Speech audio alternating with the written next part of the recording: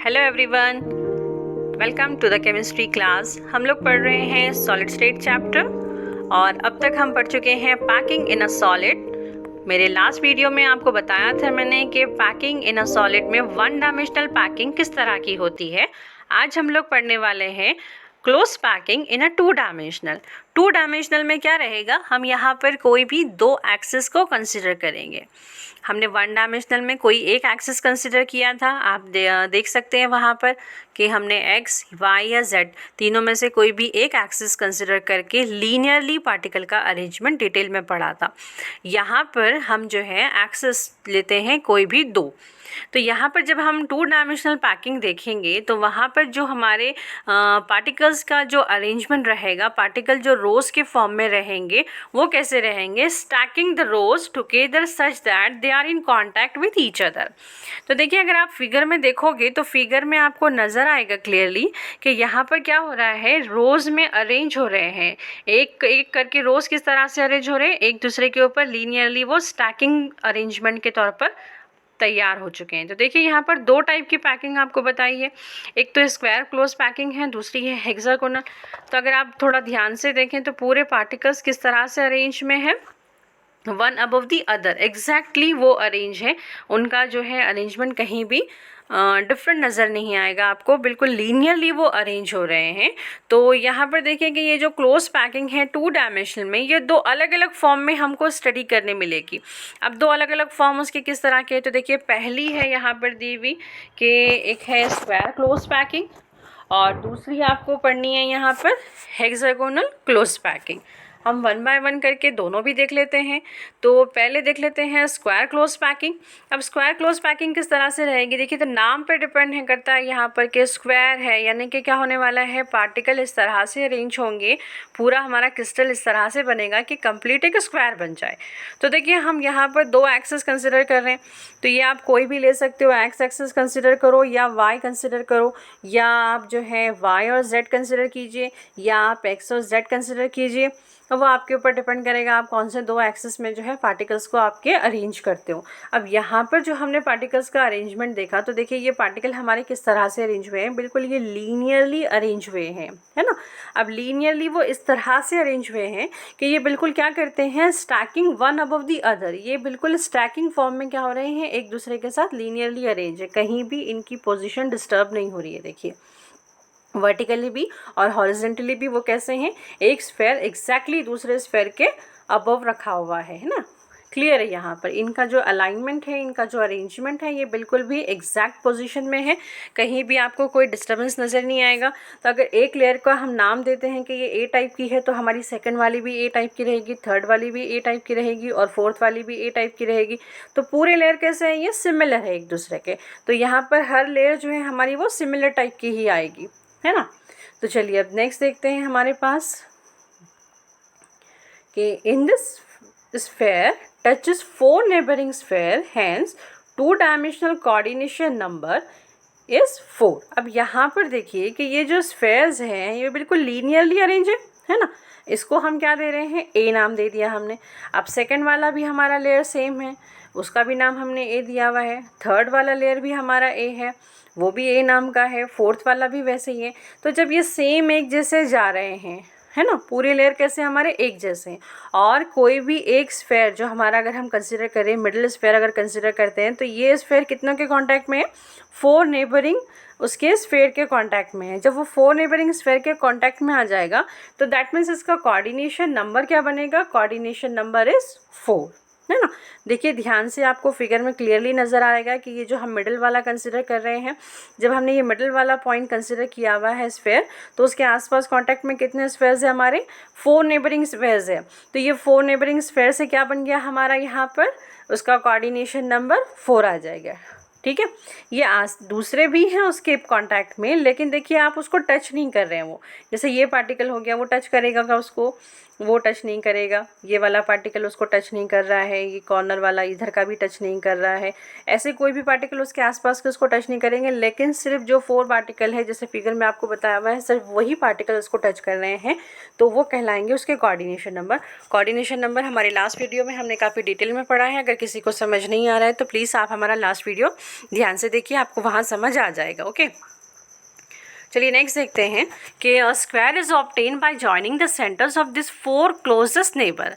जैसे मैंने अभी आपको फिगर में बताया कि वहाँ पर अगर हम उनके पॉइंट्स को कवर कर लें जो उसके कांटेक्ट में है, यानी कि कोऑर्डिनेशन नंबर, जो हमारे जो पार्टिकल्स मिलकर कोऑर्डिनेशन नंबर बनाते हैं, अगर हम उनको जो है कांटेक्ट में ले लें या अगर हम उसको ज्वाइन कर दें, तो जब वो उनके सेंटर्स को हम जब ज्वाइन कर लेंगे तो वहाँ पर क्या बनेगा, एक हमारा क्यूब बनता है ना। तो जब वो एक क्यूब बनाएंगे यानी कि वो एक स्क्वायर बनाते हैं, तो therefore this 2 dimensional close packing is called square close packing in a 2 dimensional. क्या कर रहे हैं, वो स्क्वायर बनाते हैं 2 डायमेंशनल फॉर्म में, तो देयरफॉर इसका नाम क्या बन जाएगा, ये इसका नाम कहलाएगा square close packing in a 2 dimensional, है ना। ये क्या कर रहे हैं, स्क्वायर क्लोज पैकिंग बना रहे हैं 2 डायमेंशनल के फॉर्म में। ठीक है, चलिए अगला हम देख लेते हैं हेक्सागोनल क्लोज पैकिंग। अब हेक्सागोनल क्लोज पैकिंग किस टाइप की, देखिए, in this arrangement spheres of the second row is arrange in such a way that इस sphere fit in the depression of the first row, a staggered arrangement result. अब ये staggered कैसा रहेगा, तो ये देखिए आपको फिगर में फर्स्ट लेयर दी हुई है ना। फर्स्ट लेयर यानी कि आप कौन सी लेयर पे ध्यान दोगे, यहाँ पे लेयर ए देखिएगा। अब लेयर ए के जो डिप्रेशन पॉइंट है, मैं डिप्रेशन पॉइंट की बात कर रही हूँ, तो आप डिप्रेशन पॉइंट पे ध्यान दीजिए। ये जो लेयर के बीच में ये वाला जो डिप्रेशन पॉइंट आ रहा है ना, ये पॉइंट पे देखिएगा, तो उनका जो डिप्रेशन पॉइंट है एग्जैक्टली उस डिप्रेशन पॉइंट पे हमने दूसरा पार्टिकल अरेंज किया हुआ है। तो ये जो सेकेंड लेयर है वो कहाँ पर अरेंज हो रही है, उनके डिप्रेशन पॉइंट पे अरेंज हो रही है। तो वैसे ही अगर आप फिर थर्ड लेयर पे आ जाइए, थर्ड लेयर देखिए ए लेयर, वो कहाँ पर अरेंज हो रही है, सेकेंड लेयर के डिप्रेशन पॉइंट पे अरेंज हो रही है ना। फिर उसके फोर्थ पे आ जाइए, फोर्थ लेयर देखिए वो कहाँ पर अरेंज हो रही है, वो थर्ड लेयर के डिप्रेशन पॉइंट पे अरेंज हो रही है। तो वो इस तरह से अरेंज करेंगे वन अबव द अदर कि उनका जो अरेंजमेंट है वो किस तरह से बन जाए, स्टैगर्ड अरेंजमेंट बन जाए, है ना। देखिए यहाँ पर बन रहा है कंप्लीट स्टैगर्ड अरेंजमेंट। वो उनके क्या करते हैं, यहाँ पर मैक्सिमम जो स्पेस है, हमने अगर देखा पीछे हमारा जो क्यूब था वहाँ पर एम्प्टी स्पेस आपको ज़्यादा नज़र आ रही है, तो यहाँ पर देखिए ये क्लोज पैकिंग है, मतलब ये बहुत ही ज़्यादा कॉम्पैक्ट पैकिंग है। ये बिल्कुल भी क्या कर रहे हैं, वैकेंट या एम्प्टी स्पेस नहीं रख रहे हैं, बहुत ही एकदम क्लोज पैक किए हुए हैं ना। तो ये जो क्लोज पैकिंग है हमारी हेक्सागोनल, यहाँ पर जो है एम्प्टी स्पेस बहुत ही कम रहेगी, यानी कि यहाँ पर इंटर पार्टिकल अट्रैक्शन कैसा रहेगा, बहुत ज़्यादा रहेगा, है ना। अब ये जो इंटर पार्टिकल अट्रैक्शन है और ये पैकिंग है, मैंने आपको लास्ट वीडियो में बताया था कि वो किस पर डिपेंड करता है। अगर किसी को याद नहीं आ रहा है तो फिर आप आगे के पॉइंट देख लेते हैं, आपको आगे इंशाल्लाह याद आ भी जाए कि यहाँ पर कि जब हम इसका अरेंजमेंट देखें तो देखिए ये लेयर हमारी फर्स्ट लेयर आ गई, है ना, फर्स्ट लेयर जिसको हम नाम देते हैं लेयर ए। अब देखिए सेकेंड लेयर जो है उसके बिल्कुल एग्जैक्टली ऊपर हम अरेंज कर रहे हैं, लेकिन किस तरह से अरेंज कर रहे हैं, उसके डिप्रेशन पॉइंट पे अरेंज कर रहे हैं। ठीक है, अब थर्ड लेयर देखिए कि जैसे हमने सेकेंड लेयर अरेंज की, सेकेंड लेयर और फर्स्ट लेयर में डिफरेंस है, तो हम ये सेकेंड लेयर को नाम दे देंगे लेयर बी, क्योंकि कहाँ पर अरेंज की हुई है, वो उसके स्टैगर्ड फॉर्म में अरेंज की हुई है। फिर थर्ड लेयर आ गई, फिर देखिए नेक्स्ट फोर्थ लेयर आ गई। अब ये जो है ये सब उनके एक दूसरे के डिप्रेशन पॉइंट में अरेंज हो रहे हैं, और हमारे 2 लेयर एक जैसे हैं तो 2 लेयर हमारे कैसे हैं, अलग अलग हैं। ठीक है, तो इस अरेंजमेंट को हम कहेंगे A B type of arrangement.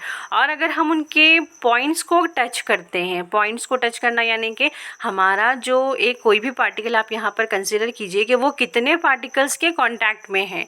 तो अगर आप देखें तो यहाँ पे नंबर ऑफ़ पार्टिकल्स इसके कांटेक्ट में आपको ज़्यादा मिलेंगे as compare to square close packing. अब यहाँ पर ज़्यादा किस तरह से मिल रहे हैं तो देख लेते हैं हम कि in this arrangement each sphere touches 6 closest neighbours. क्या कर रहे हैं, वो कितनों को टच कर रहे हैं, उसके आसपास के ऐसे 6 क्लोजेस्ट जो पार्टिकल्स हैं उसको वो टच कर रहे हैं। तो दस the 2 dimensional coordination number in this packing is 6। इसका कोऑर्डिनेशन नंबर क्या हो जाएगा, फिर 6 हो जाएगा। तो आप देखिए उसके 6 कॉर्नर्स आ गए।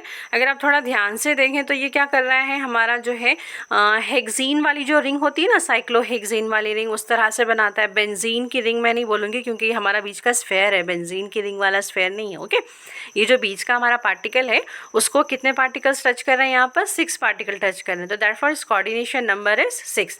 तो अ रेगुलर हेक्सागोन बन गया ना, hexagon is obtained by joining the centres of this 6 closest spheres, hence this type of 2 dimensional close packing is called as hexagonal close packing in a 2 dimensional. तो ये type की packing हमारी क्या कहलाएगी, hexagonal close packing in a 2 dimensional. I hope आपको समझ आ रहा होगा। 2 डायमेंशनल हम बहुत ही एकदम आसान वे में पढ़ रहे हैं। क्लोज मैंने स्क्वायर वाला भी बताया आपको कि वहाँ पर स्क्वायर किस तरह से बना, और यहाँ पर हेक्सागोन भी बताया मैंने आपको कि हेक्सागोन किस तरह से बना। तो देखिए हमारी जो स्क्वायर क्लोज पैकिंग थी वहाँ पर कोऑर्डिनेशन नंबर आया 4। ओके, अब ये जो हमारी हेक्सागोनल क्लोज पैकिंग है यहाँ पर कोऑर्डिनेशन नंबर आ रहा है 6, है ना। अब ये जो कोऑर्डिनेशन नंबर हमारा 6 आया है, दैट मीन्स क्या रहेगा कि इनकी जो पैकिंग है वो कैसी रहेगी, बहुत ही ज़्यादा क्लोज रहेगी एज़ कम्पेयर टू स्क्वायर, क्योंकि हमने लास्ट वीडियो में रिलेशन देखा था कि जितना ज़्यादा कोऑर्डिनेशन नंबर रहेगा उतनी ज़्यादा पैकिंग कैसी रहेगी, क्लोजेस्ट रहेगी। That magnitude depend upon the closeness of the particles, उसके ऊपर डिपेंड करता है। कोऑर्डिनेशन नंबर का जो मैग्नीट्यूड रहेगा वो क्लोजनेस ऑफ द पार्टिकल पर डिपेंड करता है, तो वो हम रिलेशन हमारे लास्ट वीडियो में देख चुके हैं। तो यहाँ पर देखिए कि कोऑर्डिनेशन नंबर किसका ज़्यादा आया, हमारे हेक्सागोनल क्लोज पैकिंग का। तो जिसका ज़्यादा रहेगा कोऑर्डिनेशन नंबर, दैट मीन्स उसकी पैकिंग उतनी ही ज़्यादा क्लोजेस्ट रहेगी। ओके, अगर आपको समझ आ गया है तो मेरे वीडियोस को लाइक कीजिए, अगर कोई डाउट है तो कमेंट बॉक्स में डालिए। Thank you very much for watching.